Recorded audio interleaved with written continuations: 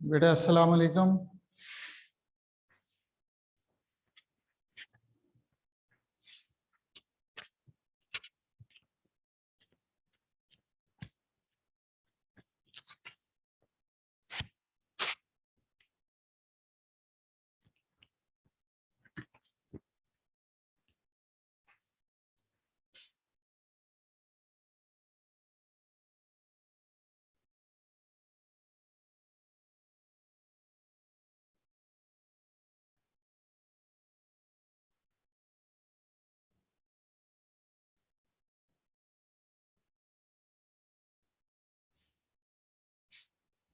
बेटा अभी आवाज आ रही है? यस सर, आ रही है। ठीक है, फिर आज का स्टार्ट करते हैं। कल हमने बेटा पढ़ा था इंट्रोडक्शन मैट्रिसेस एंड डिटर्मिनेंट्स। इसमें कुछ क्वेश्चंस हमने कल कर लिए थे। अभी इसके बाकी जो है, क्योंकि ये डायरी में हमारे पास यूनिट 1 कंप्लीट है, हमने आज करना जो कल हमने कर लिए वो कर ली। उसके बाद अब नेक्स्ट हमारा जो है वो इसमें बेसिकली जो है वो हमने करना है इनवर्स फाइंड करना और इक्वेशन सॉल्व करनी इन्वर्जन मेथड से और क्रैमर रूल से। तो पहले नंबर पे हम इसका इनवर्स फाइंड करते हैं। कल हमने ये किया था कि एडजॉइंट क्या होता है। कि हमारे पास एक मैट्रिक्स है, उसको से हमने उसको ए बी सी डी का नाम दे दिया है। तस्वीर ठीक आ रही है? यस सर, साफ आ रही है। अब इसमें हम जब इसका हम एडजॉइंट लेते हैं, एडजॉइंट क्या होता है? एडजॉइंट में होता है डायगोनल एलिमेंट को आपस में चेंज करना है। ये डायगोनल एलिमेंट है, ए और डी जो है ये डायगोनल एलिमेंट्स हैं। इसको हमने इनकी पोजीशन आपस में चेंज कर लेनी। ए की जगह डी और डी की जगह ए आ गया। और जो नॉन डायगोनल एलिमेंट है उनके साइन चेंज करने, माइनस बी और माइनस सी। तो ये हमारे पास एडजॉइंट आ जाता है। और इनवर्स के लिए हम इसका फार्मूला है adjoint of A over A का डिटर्मिनेंट। अब ए डिटर्मिनेंट कैसे फाइंड होता है? ए डिटर्मिनेंट के लिए हमें उसको क्रॉस में मल्टीप्लाई करना होता है। जो एलिमेंट्स हैं मैट्रिक्स के उसको हमने पहले नंबर पे ब्रैकेट्स के बजाय हमने उसको लाइंस सीधी बार्स लगा देनी है दोनों तरफ। तो ये डिटर्मिनेंट बन गया। डिटर्मिनेंट में क्या होता है कि क्रॉस में मल्टीप्लाई, क्योंकि ये 2/2 की आपके सिलेबस में है मैट्रिक्स, इसलिए इसको क्रॉस में मल्टीप्लाई करते हैं। जब 3/3 3 समथिंग और होगी तो फिर उसमें और उसका तरीका है। लेकिन अभी इसको क्रॉस में ए को डी से मल्टीप्लाई किया, ए डी आया, और इनको क्रॉस में मल्टीप्लाई करेंगे लेकिन माइनस आया। साइन हमने फार्मूले का लगाना है और बाकी जो इनके साइन है वो वही रहेंगे, A D minus B C. ये इनवर्स का फार्मूला हो गया, एडजॉइंट आ गया। और एडजॉइंट हमने फाइंड कर लिया था, डिटर्मिनेंट फाइंड कर लिया, तो इनवर्स हम इस तरीके से फाइंड कर लेंगे। अब इसको हमने साइमल्टेनियस इक्वेशन सॉल्व करनी है, जिससे जो कि अक्सर सवाल उसी में से आता होता है। अब इसमें 1.6 के एक आध क्वेश्चन करते हैं, दोनों तरीकों से करते हैं, और बाकी भी जितना हो सका वो कर लेंगे इसके बाद।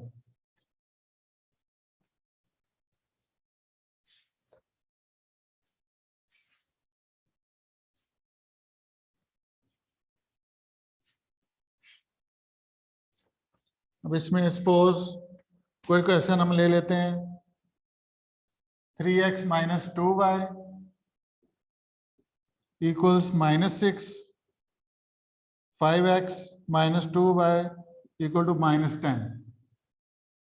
इसमें सिलेबस में जो आपने उसी की प्रैक्टिस करनी है। ये आपको बेसिकली समझाने के लिए आप लोगों ने पहले सारा पढ़ रखा है, तो इसमें आपको मसला नहीं होगा। तो पहले नंबर पे इसको क्या करते हैं, नंबरिंग करनी है, नंबरिंग कर लें। इसको हमने लिखना मैट्रिक्स फॉर्म में। We have to write it first in matrix form.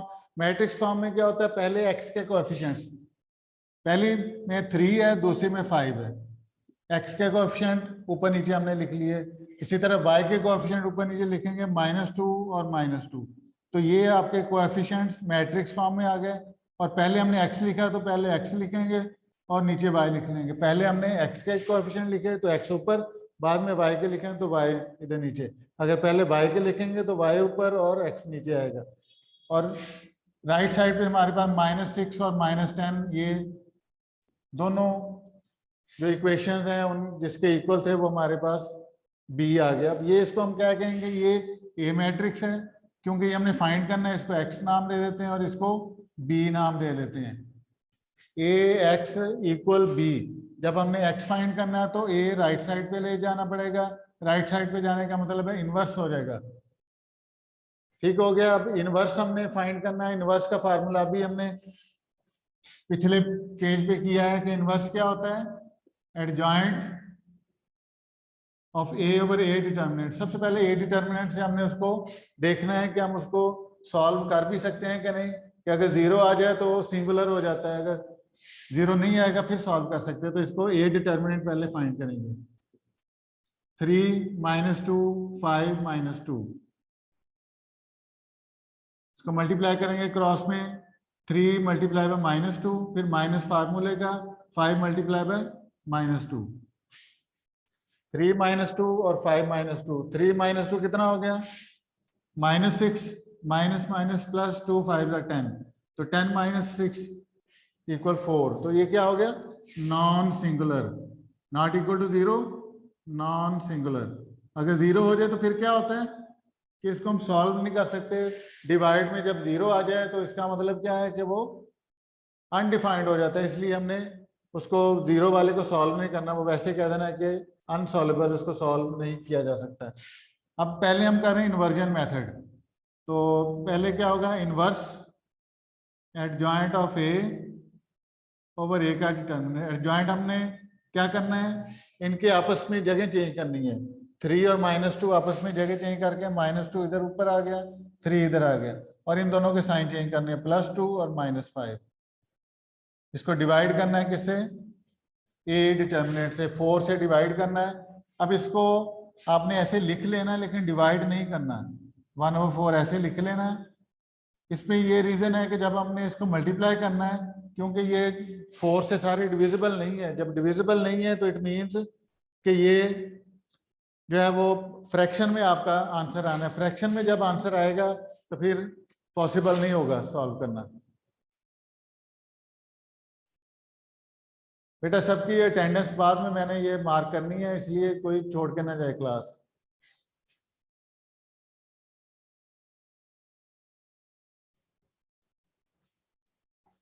और ये ए इनवर्स आपके पास आ गया, यहां तक नीचे नजर आ रहा है बोर्ड पे, ये ए इनवर्स नजर आ रहा है सबको।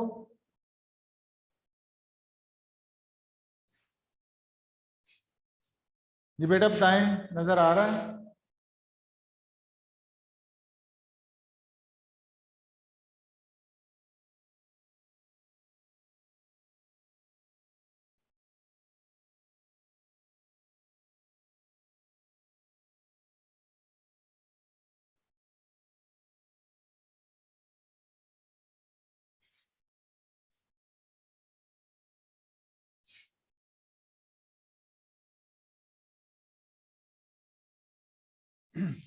चलिए अब इसको नेक्स्ट हम सॉल्व करते हैं।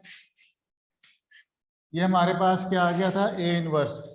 फाइंड हमने क्या करना है, ये x = ए इनवर्स, तो x = ए इनवर्स बी हम लिखेंगे। ए इनवर्स की वैल्यू आई है 1/4 और -2 2 -5 और 3। ये ए इनवर्स की वैल्यू है। 1/4 हमने साथ वैसे लिख दिया, डिवाइड नहीं किया। अब ये -6 बी की वैल्यू और -10 है। अब इनको मैट्रिक्स को हमने मल्टीप्लाई करना है। कैसे मल्टीप्लाई होते हैं ये आपको पता है कि ये रोज को कॉलम से मल्टीप्लाई करते हैं, और जो साइन होते हैं वही वहां पे रहने देते हैं साइन। अब ये आप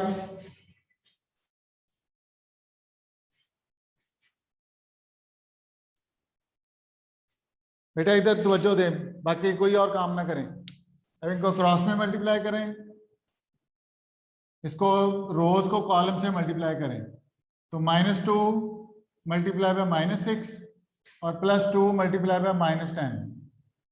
-2 को -6 से मल्टीप्लाई, +2 को -10 से, और -5 को -6 से, पहले को पहले एलिमेंट से, दूसरे को दूसरे से, +3 मल्टीप्लाई बाय -10, तो -2 -6 +12 हो जाएगा, और +2 -10 -20, 5 6 30 और -30, तो आपके पास क्या आया 12 माइनस 20 ये हो जाएगा -8 और 30 माइनस 30 0। तब अब देखिए अब आप 4 से हम इजीली डिवाइड कर सकते हैं। तो 4 से डिवाइड हो जाएगा -8/4 0/4 -8/4 -2 हो जाएगा और 0/4 0। तो इसका मतलब आपके पास सोल्यूशन सेट क्या आ गया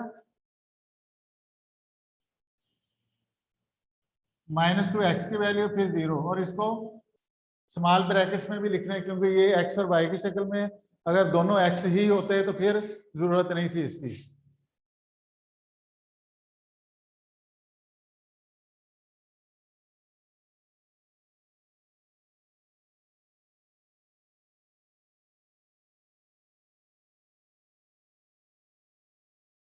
ये हमारा कौन सा मेथड हो गया इन्वर्जन मेथड।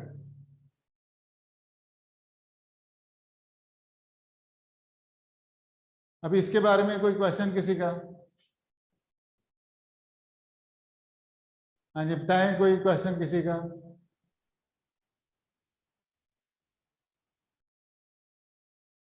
जी बेटा बताएं।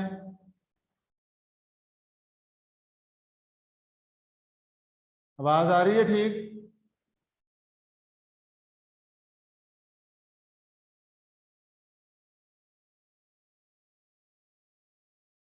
बेटा आवाज आ रही है ठीक?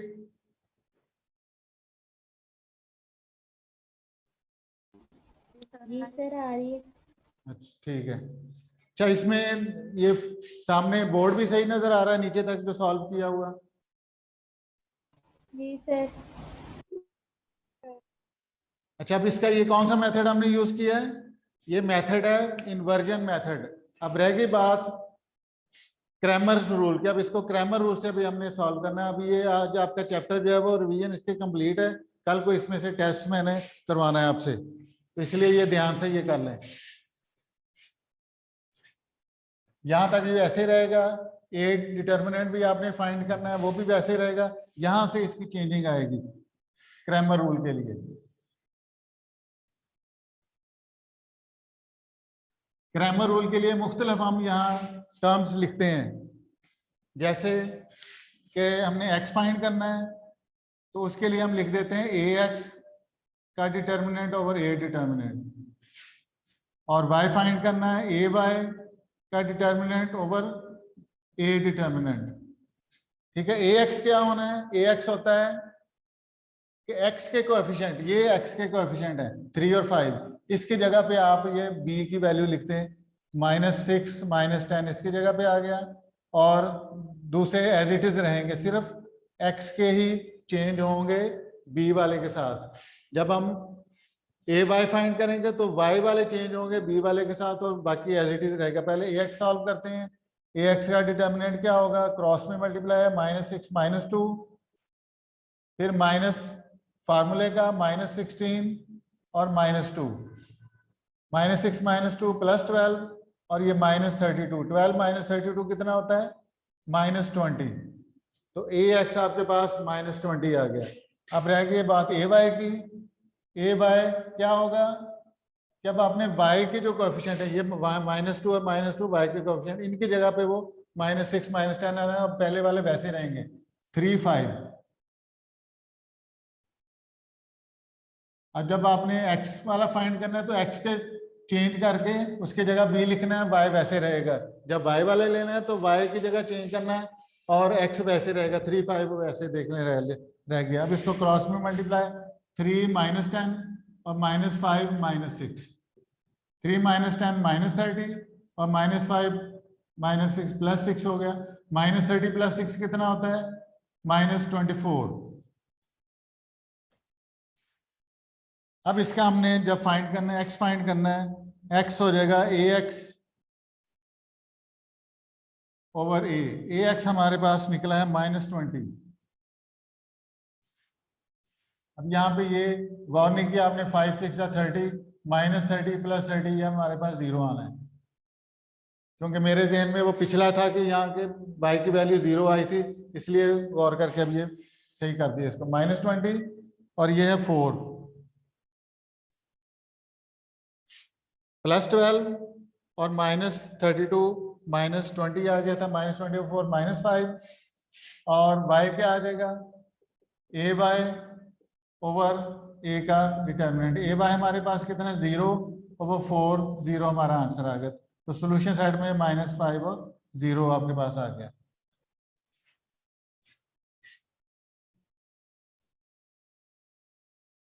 हाँ जी, इसके बारे में कोई किसी ने पूछना हो तो, हाँ जी, कोई पूछना चाहता है, कोई क्वेश्चन?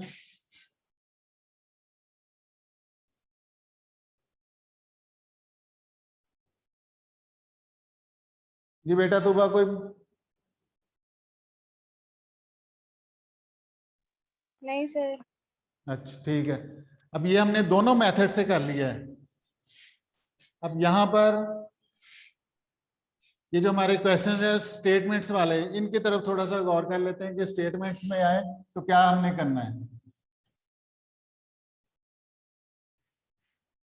क्योंकि बाकी तो हमने कर लिए हैं कि किस तरह सॉल्व करना है। स्टेटमेंट से इक्वेशन कैसे बनेगी?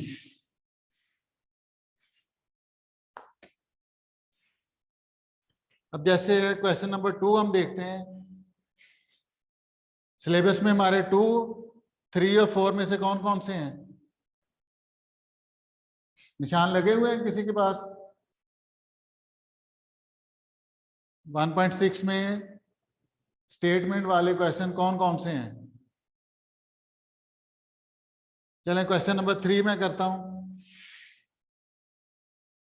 या 4 नंबर क्वेश्चन है, 4 number. The third angle of N isosceles triangle. पहले बात है, आइसोसेलेस किसको कहते हैं? आइसोसेलेस ट्राइंगल कौन सी होती है? जिसकी 2 साइड्स इक्वल हो उसको आइसोसेलेस ट्राइंगल कहते हैं। ये समझ लें, सपोज ये 2 साइड्स इक्वल हैं। जब 2 साइड्स इक्वल हैं तो उसके अपोजिट एंगल भी इक्वल होंगे। तो ये एंगल्स भी आपस में इक्वल होंगे। जब किसी भी ट्राइंगल में 2 साइड्स इक्वल हैं तो उसके अपोजिट एंगल भी इक्वल होते हैं। तीनों साइडें इक्वल हों तो उसको हम इक्विलेटरल ट्राइंगल कहेंगे, और उसके तीनों एंगल्स इक्वल होंगे। सम ऑफ एंगल 180 होता है। जब तीनों एंगल इक्वल हैं तो ईच एंगल 180 डिवाइडेड बाय 3 60 हो जाता है। तब यहाँ पर ये 2 साइडें इक्वल हैं तो दोनों ये एंगल इक्वल। तो यहाँ पे हम सपोज कर लेंगे, सपोज इक्वल एंगल्स आर, कि जो इक्वल एंगल है वो क्या है, एक्स ईच। साथ ईच का लफ्ज लिखना है क्योंकि 2 एंगल हैं, दोनों के साथ हमने एक्स ईच लिख दिया। और थर्ड एंगल वाई हम सपोज कर लेते हैं, थर्ड एंगल वाई। अब स्टेटमेंट में हमें बताया गया कि ये एक ट्राइंगल है। ट्राइंगल में सम ऑफ एंगल क्या होता है, 180। तो इसमें 3 एंगल कौन कौन से हो गए, एक्स 2 दफा आ गया और एक वाई आ गया, तीनों मिलके 180 डिग्री होना है। तो एक्स और X 2x plus Y equal to 180। तो ये हमारी पहली इक्वेशन बन गई है जो कि हमें बताई गई है। फिर इसके बाद दूसरी इक्वेशन के लिए ये कहा गया है कि 16 degree less than sum of 2 equal angles. किससे? Sum of 2 equal angles X plus X. इसको भी एटीजीसी लिख लें कि कंडीशन के मुताबिक सम ऑफ इक्वल एंगल से कितना हुआ है, 16 डिग्री लेस है। तो उसको हम माइनस कर देंगे तो 16 डिग्री के इक्वल, कि सम ऑफ एंगल माइनस जो third angle equal to 16 degree. तो एक्स एक्स 2x और minus Y equal to 16 degree. ये हमारी दूसरी क्वेश्चन आ जाएगी। इन दोनों को सॉल्व करेंगे, जिस मेथड से कहा होगा उससे कर लें। अगर नहीं कुछ कहा तो फिर अपनी मर्जी से हम उसको जिस मेथड से मर्जी कर सकते हैं।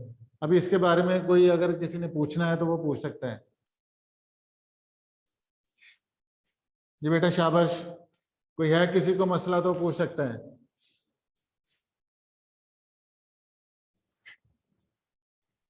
नहीं सर। अच्छा, अब इसके बाद इसका और कौन सा पार्ट है हमारा सिलेबस में जो है, तीसरा क्वेश्चन है।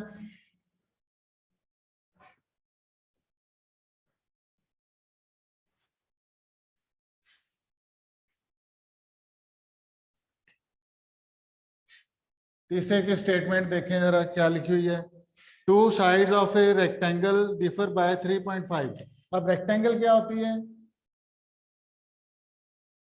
अपोजिट साइड इक्वल होती हैं और ईच एंगल 90 डिग्री होता है, हर एंगल 90 डिग्री है, अपोजिट साइड इक्वल। सपोज ये हम x कहते हैं तो ये भी x है, ये y है तो ये भी y है, तो इसमें दोनों या साइड्स जो हैं वो अपोजिट साइड इक्वल। लेट, अब इसमें एक विड्थ कह देंगे एक लेंथ कह देंगे। लेट लेंथ ऑफ रेक्टेंगल, ये इक्वेशन बनाने में बच्चों को मसला होता है इसलिए मैं ये इक्वेशंस बना के दे रहा हूँ। x हो गई और विड्थ उसकी ये y हमारे पास आ गई, x और y हमारे पास लेंथ और विड्थ की शक्ल में आ गए। और क्वेश्चन में दिया हुआ कि two sides of a rectangle differ by 3.5, यानी इन दोनों का डिफरेंस, एक ये साइड है एक ये साइड है, इन दोनों के लेंथ का डिफरेंस कितना है 3.5। तो ATGC लिख के x माइनस वाई, क्योंकि हमने x बड़ी साइड को लिया है, इसमें से y माइनस करेंगे इक्वल टू 3.5 सेंटीमीटर। अब दूसरी कंडीशन ये है कि find the dimensions of rectangle, perimeter is 67। Perimeter क्या होता है? ये आपके पास फिगर कौन सी है? फिगर आपके पास है रेक्टेंगल। पेरीमीटर होता है उसकी बाउंड्री वाल की लेंथ। बाउंड्री वाल में x आ रहा है, y आ रहा है, फिर x आ रहा है, फिर y आ रहा है, सारी बाउंड्री वाल को आपने ऐड करना है। तो x 2 दफा आ रहा है, y 2 दफा आ रहा है, तो क्या हो जाएगा 2 into X plus Y, 2x plus 2y equal to 67। इसको हम पॉइंट में भी कन्वर्ट कर सकते हैं, ये 2 से इधर आकर डिवाइड कर लें, x प्लस वाई 67/2, तो ये हमारे पास कितना आ जाएगा 33.5। तो ये हमारी दूसरी इक्वेशन है। अब पहली इक्वेशन में 3.5 आया, इसमें 33.5 आया, तो इन दोनों को सॉल्व करेंगे तो आपका आंसर आ जाएगा। इसके बारे में किसी को कोई मसला महसूस होता है वो पूछ सकता है।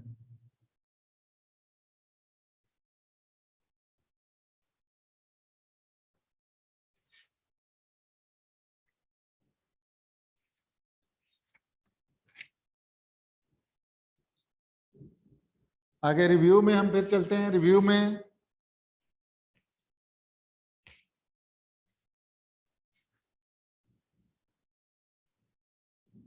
रिव्यू 1, इसमें हमारे पास है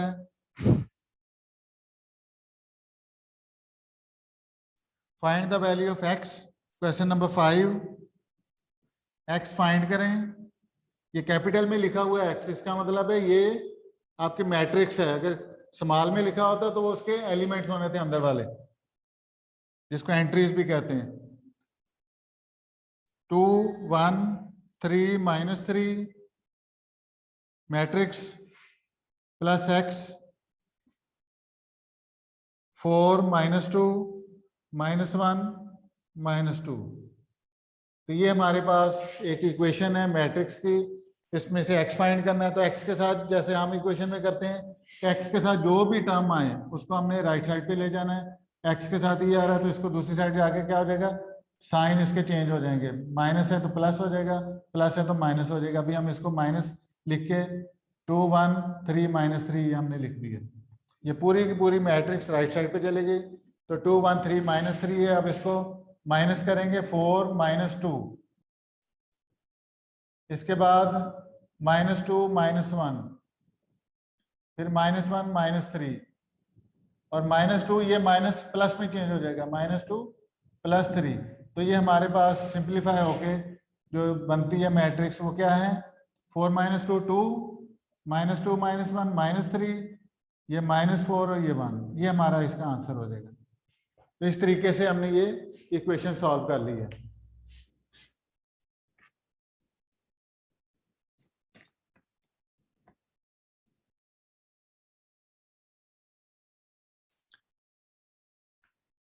अच्छा, ट्रांसपोज का किसको पता है? ट्रांसपोज क्या होता है बताएं जरा। हाँ जी, कौन बताएगा ट्रांसपोज?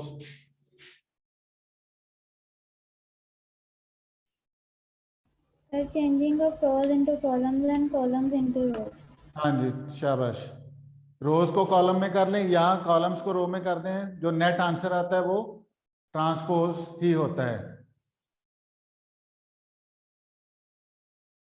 हाँ जी, अब इसमें हमें ये पता है इन जनरल, एक बात है इन जनरल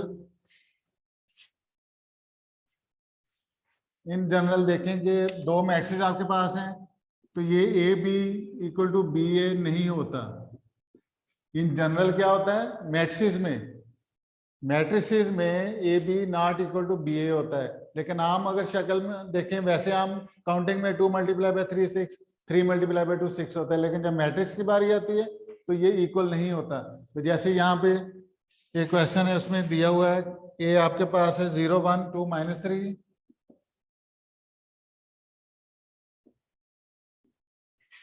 और बी -3 4 5 -2। तो यहां से हम ए बी फाइंड करेंगे और बी ए फाइंड करेंगे। तो ए बी हमारे पास क्या आएगा, थोड़ा सा शॉर्ट भी कर सकते हैं कि इसको डायरेक्ट मल्टीप्लाई, या पहले ये लिख लें 0 1 2 -3, और बी है -3 4 5 -2। इसको मल्टीप्लाई करेंगे, 0 पहले से मल्टीप्लाई है, दूसरे 0 मल्टीप्लाई बाय -3 0, 1 मल्टीप्लाई बाय 5 5, साथ ही मल्टीप्लाई करके मैं लिख रहा हूँ। फिर 0 मल्टीप्लाई बाय 4 0, और 1 मल्टीप्लाई बाय -2 फिर 2 मल्टीप्लाई बाय -3 -6, और -3 मल्टीप्लाई 5 -15, 2 मल्टीप्लाई बाय 4 8, -3 और माइनस प्लस 2 3 6। तो ये हमारे पास 6 आ गया। अब इसको मजीद सिंप्लीफाई करें, 0 + 5 5, -2 -21 और 14। तो ये आपके पास ए बी की वैल्यू आई है।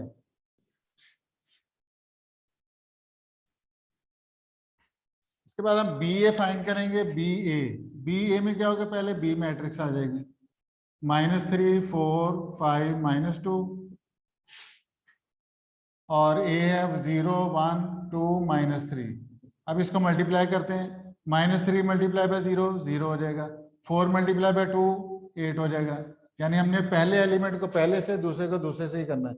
-3 को 1 से मल्टीप्लाई करेंगे -3, 4 को -3 से मल्टीप्लाई किया -12, फिर 5 को 0 से मल्टीप्लाई किया। अब दूसरी रो की बारी आ गया, दूसरी रो को पूरी दोनों कॉलम से मल्टीप्लाई करना है। 5 multiply by 0 0, -2 multiply by 2 -4, 5 multiply 1 5, और माइनस प्लस 2 3 6। तो 0 + 8 कितना हो गया, 8, -15 -4 और 11। अब देखें दोनों का आंसर, ये वाला आंसर और ये वाला आंसर, दोनों आंसर क्या हैं, डिफरेंट आए हैं। इसलिए क्या है कि इन जनरल, इसलिए बात की है कि इन जनरल ए बी और बी ए जो है मैट्रिसेस में इक्वल नहीं होते। तो ये आज की आपकी क्लास थी। इसमें आपके जो हाजिर हैं स्टूडेंट्स, उसकी मैं पिक्चर ऑनलाइन की खींच लेता हूँ, कौन कौन हाजिर है।